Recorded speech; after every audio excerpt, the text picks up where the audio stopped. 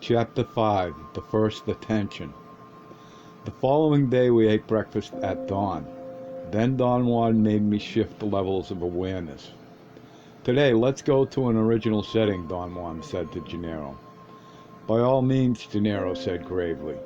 He glanced at me and then added in a low voice, as if not wanting me to overhear him.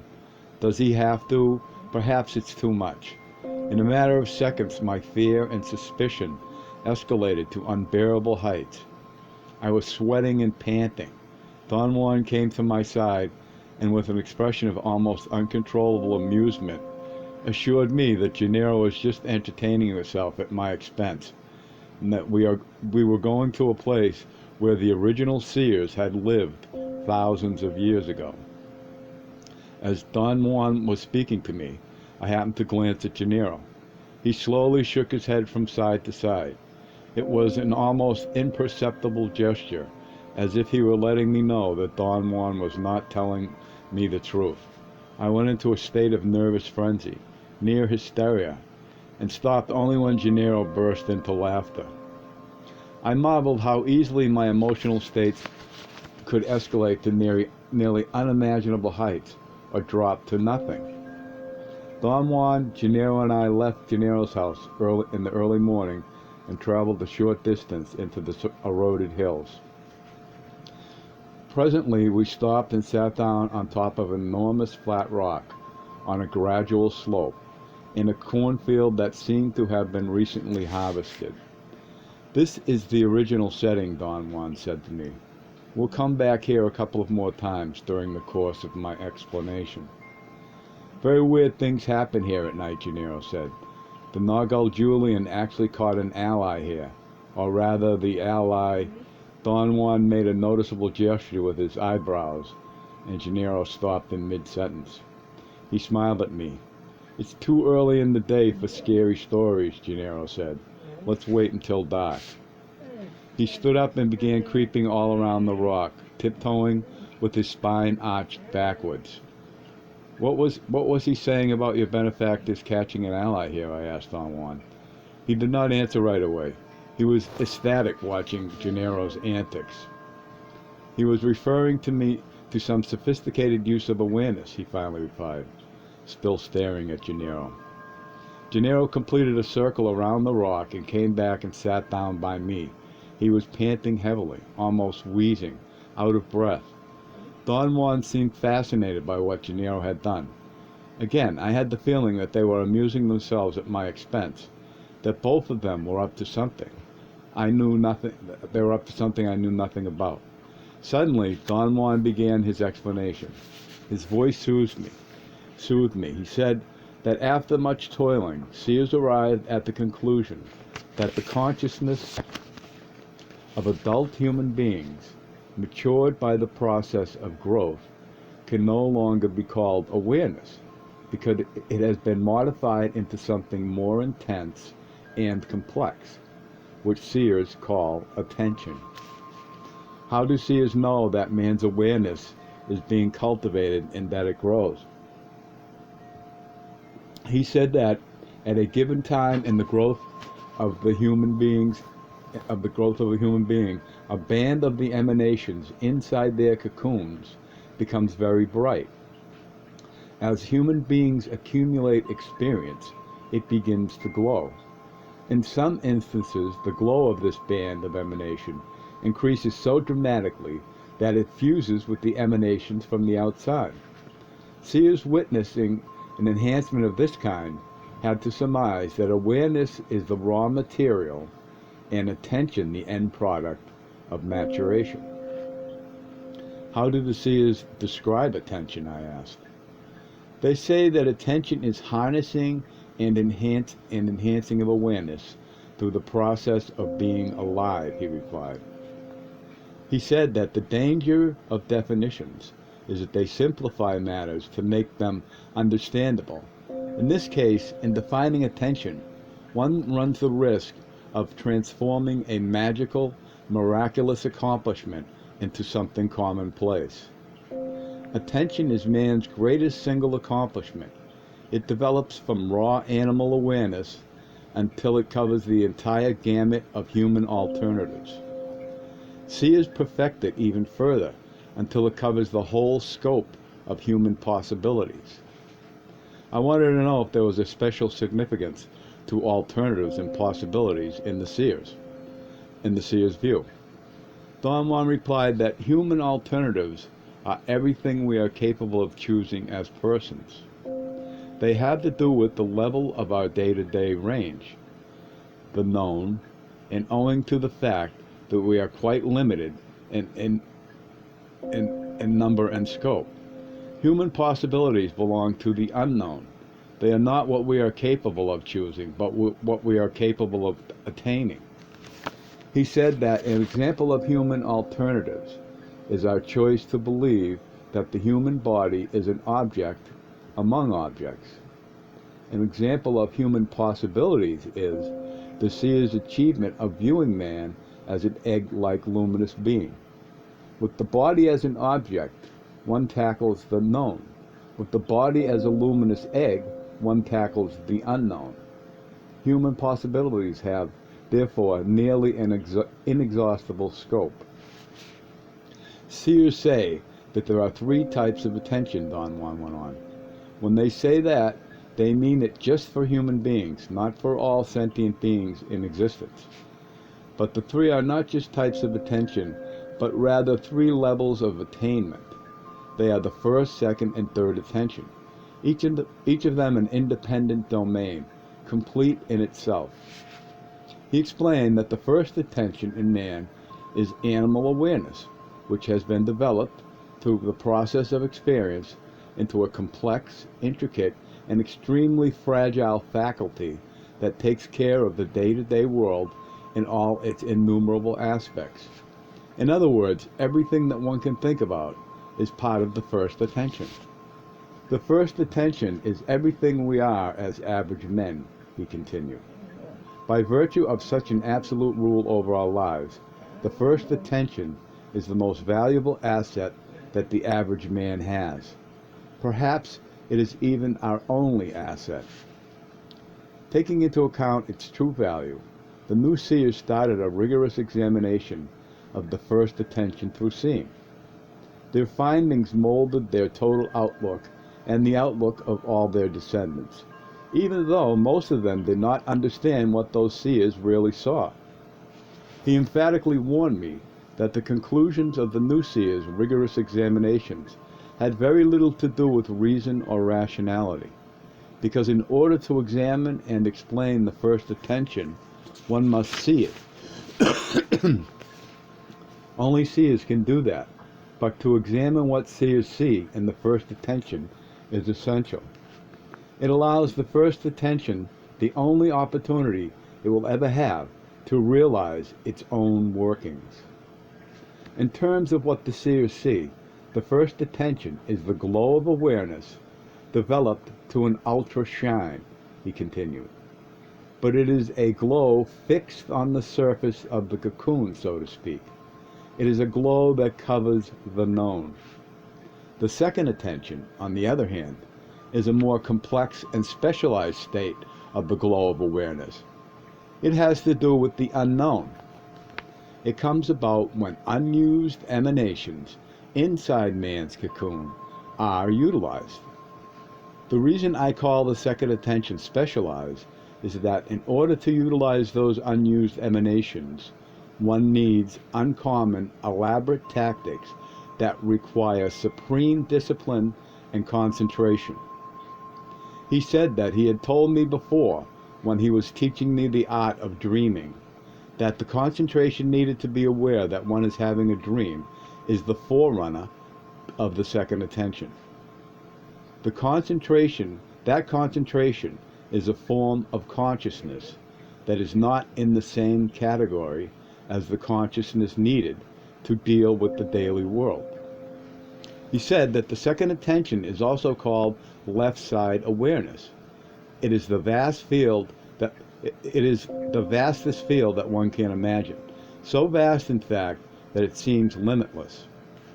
I wouldn't stray into it for anything in this world, he went on. It is a quagmire so complex and bizarre that sober seers go into it only under the strictest conditions. The great difficulty is that the entrance into the second attention is utterly easy, and its lure nearly irresistible. He said that the old seers, being the masters of awareness, applied their expertise to their own glows of awareness and made them expand to inconceivable limits. They actually aimed at lighting up all the emanations inside their cocoons, one band at a time. They succeeded, but oddly enough, the accomplishment of lighting up one band at a time was instrumental in their becoming imprisoned in the quagmire of the second attention. The new seers corrected that error, he continued, and let the mastery of awareness develop to its natural end, which is to extend the glow of awareness beyond the bounds of the luminous cocoon in one single stroke. The third attention is attained when the glow of awareness turns into the fire from within, a glow that kindles not one band at a time, but all the eagle's emanation inside man's cocoon. Don Juan expressed his awe for the new seer's deliberate effort to attain the third attention, while they are alive and conscious of their individuality. He did not consider it worthwhile to discuss the random cases of men and other sentient beings who enter into the unknown and the unknowable without being aware of it. He referred to this as the eagle's gift. He asserted that for the new seers, to enter into the third attention is also a gift, but has a different meaning. It's more like a reward for an attainment. He added that at the moment of dying, all human beings enter into the unknowable, and some of them do attain the third attention, but although too briefly and only to purify the food for the eagle. The supreme accomplishment of human beings, he said, is to attain that level of attention while retaining the life force, without becoming a disembodied awareness moving like a flicker of light to the eagle's beak to be devoured. While listening to Don Juan's explanation, I had again completely lost sight of everything that had surrounded me. Gennaro apparently had gotten up and left us, and was nowhere in sight. Strangely, I found myself crouching on the rock, with Don Juan squatting by me, holding me down by gently pushing on my shoulders. I reclined on the rock and closed my eyes. There was a soft breeze blowing from the west. "Don't fall asleep," Don Juan said. "Not for any reason should you fall asleep on this rock." I sat up, and Don Juan was staring at me. "Just relax," he went on. "Let the internal dialogue die out." All my concentration was involved in following what he was saying when I got a jolt of fright. I did not know what it was at first. I thought I was going through another attack of distrust. But then it struck me like a bolt that it was very late in the afternoon. What I had thought was an hour's conversation had consumed an entire day. I jumped up, fully aware of the incongruity, although I could not conceive of what had happened to me. I felt a strange sensation that made my body want to run. Don Juan jumped me, restraining me forcibly. We fell to the soft ground. He held me there with an iron grip. I had had no idea Don Juan was so strong. My body shook violently. My arms flew every which way as they shook. I was having something like a seizure. Yet some part of me was detached to the point of becoming fascinated with watching my body vibrate, twist, and shake. The spasms finally died out, and Don Juan let go of me. He was panting with the exertion. He recommended that we climb back up on the rock and sit there until I was all right. I could not help pressing him with my usual questions. What had happened to me? He answered that as he talked to me, I had pushed beyond a certain limit and had entered very deeply into the left side. He and Gennaro had followed me in there, and then I had rushed out in the same fashion I had rushed in. "I caught you right on time," he said. "Otherwise, you would have gone straight out to your normal self." I was totally confused. He explained that the three of us had been playing with awareness. I must have gotten scared and run out on them. Gennaro is the master of awareness, Don Juan went on. Silvio Manuel is the master of will. The two of them were mercilessly pushed into the unknown. My benefactor did that to them. My benefactor did that to them, what his benefactor had done to him. Gennaro and Silvio Manuel are very much like the old seers in some respects. They know what they can do, but they don't care to know how they do it. Today, Gennaro sees the opportunity to push your glow of awareness, and we all ended up in the weirdest confines of the unknown. I begged him to tell me what happened in the unknown. You'll have to remember that yourself, a voice said in my ear. I was so convinced that it was the voice of seeing that it did not frighten me at all. I did not even obey the impulse to turn around. I am the voice of seeing. I tell you that you are a peckerhead, the voice said again and chuckled. I turned around. Gennaro was sitting behind me. I was so surprised that I laughed perhaps a little more hysterically than they did. It's getting dark now, Gennaro said to me. As I promised you earlier today, we are going to have a ball here. Don Juan intervened and said that we should stop for the day because I was the kind of nincompoop who would die of fright. Nah, he's all right, Gennaro said, patting me on the shoulder. You'd better ask him, Don Juan said to Gennaro. He himself will tell you that he's that kind of nincompoop. Are you really that kind of nincompoop? Gennaro asked me with a frown. I didn't answer him, and that made them roll around laughing. Gennaro rolled all the way to the ground. He's caught, Gennaro said to Don Juan, referring to me, after Don Juan had swiftly jumped down and helped him to stand up. He'll never say that he's a nincompoop. He's too self-important for that. But he's shivering in his pants with fear for what might happen because he didn't confess he's a nincompoop. Watching them laugh, I was convinced that only Indians could laugh with such joyfulness. But I also became convinced that there was a mile-wide streak of maliciousness in them. They were poking fun at a non-Indian. Don Juan immediately caught my feelings. Don't let your self-importance run rampant, he said. You're not special by any standards. None of us are, Indians and non-Indians. The Nagal Julian and his benefactor added years of enjoyment to their lives by laughing at us. Gennaro nimbly climbed back down onto the rock and came to my side. If I were you, I'd feel so friggin' embarrassed I'd cry, he said to me. Cry, cry. Have a good cry, and you'll feel better.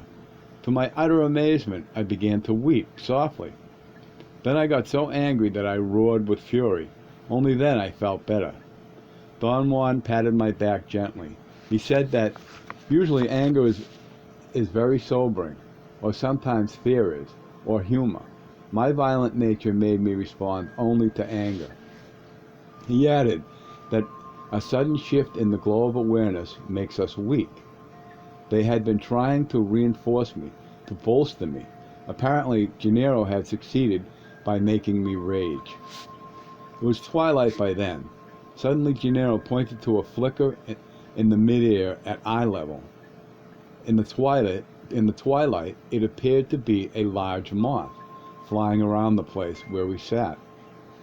Be very gentle with your exaggerated nature, Don Juan said to me. Don't be eager. Just let Gennaro guide you. Don't take your eyes from that spot. The flickering point was definitely a moth. I could clearly distinguish all its features. I followed its convoluted, tired flight until I could see every speck of dust on its wings. Something got me out of my total absorption. I sensed a flurry of soundless noise, if that could be possible, just behind me. I turned around and caught sight of an entire row of people on the other side of the rock, an edge that was a bit higher than the one which we were sitting. I suppose that the people who lived nearby must have gotten suspicious of us hanging around all day and had climbed onto the rock intending to harm us. I knew about their intentions instantly. Don Juan and Gennaro slid down from the rock and told me to hurry down. We left immediately without turning back to see if the men were following us. Don Juan and Gennaro refused to talk while they walked back to Gennaro's house. Don Juan even made me hush with a fierce grunt, putting his finger to his lips. Gennaro did not come into the house. He kept on walking as Don Juan dragged me inside.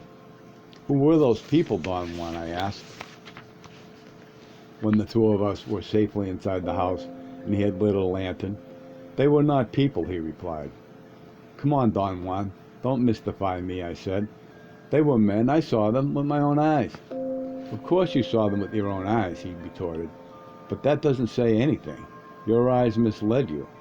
Those were not people, and they were following you. Gennaro had to draw them away from you." What were they then, if not people?" "Oh, there is the mystery," he said. "It is a mystery of awareness, and it can't be solved rationally by talking about it. The mystery can only be witnessed." "Well, let me witness it then," I said. "But you already have, twice in one day," he said. "You don't remember now. You will, however, when you rekindle that emanation the emanations that were glowing when you witnessed the mystery of awareness I am referring to. In the meantime, let's go back to your explanation of awareness, to our explanation of awareness." He reiterated that awareness begins with the permanent pressure that the emanations at large exert on the ones trapped inside the cocoon. This pressure produces the first act of consciousness. It stops the motion of the trapped emanations, which are fighting to break the cocoon, fighting to die. For a seer, the truth is that all living beings are struggling to die, he went on. What stops death is awareness. Don Juan said the new seers were profoundly disturbed by the fact that awareness forestalls death, and at the same time induces it by being food for the ego. Since they could not explain it, there was no rational way to understand existence. Seers realized that their knowledge is composed of contradictory propositions. Why did they develop a system of contradictions, I asked. "They didn't develop anything," he said. "They found unquestionable truths by means of their seeing. Those truths are arranged in terms of supposedly blatant contradictions, that's all. For example, seers have to be methodical, rational beings, paragons of sobriety. At the same time, they must shy away from all those qualities in order to be completely free and open to the wonders and mysteries of existence." His example left me baffled, but not to the extreme. I understood what he meant. He himself had sponsored my rationality only to crush it and demand a total absence of it. I told him how I understood his point. "Only a feeling of supreme sobriety can bridge the contradictions," he said. "Could you say, Don Juan, that art is that bridge?" "You may call the bridge between contradictions anything you want. Art, affection, sobriety, love, or even kindness." Don Juan continued his explanation and said that in examining the first attention, the new seers realized that all organic beings, except man, quiet down their agitated, trapped emanations so that those emanations can align themselves with the matching ones outside. Human beings do not do that. Instead, their first attention takes an inventory of the eagle's emanations inside their own cocoon. "What is an inventory, Don Juan?" I asked. "Human beings take notice of the emanations they have inside their cocoons," he replied. "No other creatures do that. The moment the pressure from the emanations at large fixates the emanations inside, the first attention begins to watch itself. It notes everything about itself, or at least it tries to, in whatever aberrant ways it can. This is the process seers call taking an inventory. I don't mean to say that human beings choose to take an inventory, or they can refuse to take it. To take an inventory is the eagle's command. What is subject to volition, however, is the manner in which the command is obeyed. He said that although he disliked calling the emanations commands, that is what they are, commands that no one can disobey. Yet the way out of obeying the commands is by obeying them. In the cause of the inventory of the first attention, he went on, seers take it, for they can't disobey. But once they have taken it, they throw it away. The eagle doesn't command us to worship our inventory. It commands us to take it. That's all. How do seers see that man takes an inventory, I asked. The emanations inside the cocoon of man are not quieted down for purposes of matching them with those outside, he replied. This is evident after seeing what other creatures do. On quieting down, some of them actually merge themselves with the emanations and enlarge and move with them. Seers can see, for instance, the light of the scarab's emanations expanding to great size. But human beings quiet down their emanations and reflect on them. The emanations focus on themselves. He said that human beings carry the command of taking an inventory to its logical extreme and disregard everything else. Once they are deeply involved in the inventory, two things may happen. They may ignore the impulses of the emanations at large, or they may use them in a very special way. The end result of ignoring those impulses after taking an inventory is a unique state known as reason. The result of using every implausible in a specialized way is known as self-absorption. Human reason appears to a seer as an unusually homogeneous dull glow that rarely if ever responds to the constant pressure from the emanations at large. A glow that makes the egg-like shell become tougher, but more brittle.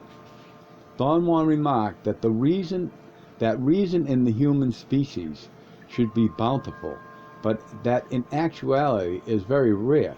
The majority of human beings turn to self-absorption. Hello there. He asserted that the awareness of all beings has a degree of self-reflection in order for them to interact. But none except man's first attention have such a degree of self-absorption. Contrary to men of reason, who ignore the impulse of the emanations at large, the self-absorbed individuals use every impulse and turn them into a force to stir their trapped emanations inside their cocoons. Observing all this, seers arrived at the practical conclusion. They saw that men of reason are bound to live longer because by disregarding the impulse of the emanations at large, they quiet down the natural agitation. The self-absorbed individuals, on the other hand, by using the impulse of the emanation at large to create more agitation, shorten their lives. What do seers see when they gaze at self-absorbed human beings, I asked.